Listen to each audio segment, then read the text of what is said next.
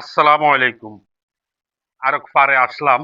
এই পারেও মাছগুলো বড় তো, এই জন্য চতুর্দিকে ছিটিয়ে ছটিয়ে রাখছে, ফেনাগুলা ছিটিয়ে ফেলছে।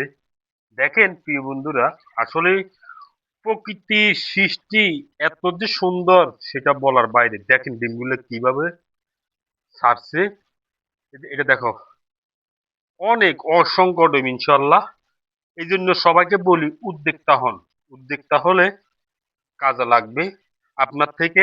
অন্য লোকে অন্য লোকে শিখতে পারবে, অন্য লোকে শেখা সম্ভব।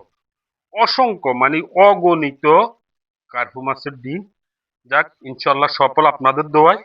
সবাই দোয়া করবেন সম্পূর্ণ ডিমগুলো যে ইনশাল্লাহ ভালোভাবে ফুটে। কত স্পিরিট মাছ, কত পাকাপোক্ত হয়েছে। এই যে এগুলো এগুলো সব কিন্তু ডিম, মাছের কার্পু মাছের ডিম।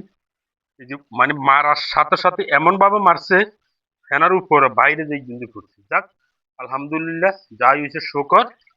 ইনশাল্লাহ যাই হয়েছে, এই যে অসংখ্য ডিম ফেনার উপরে পর্যন্ত উঠে গেছে। যাক, সবাই দোয়া করবেন।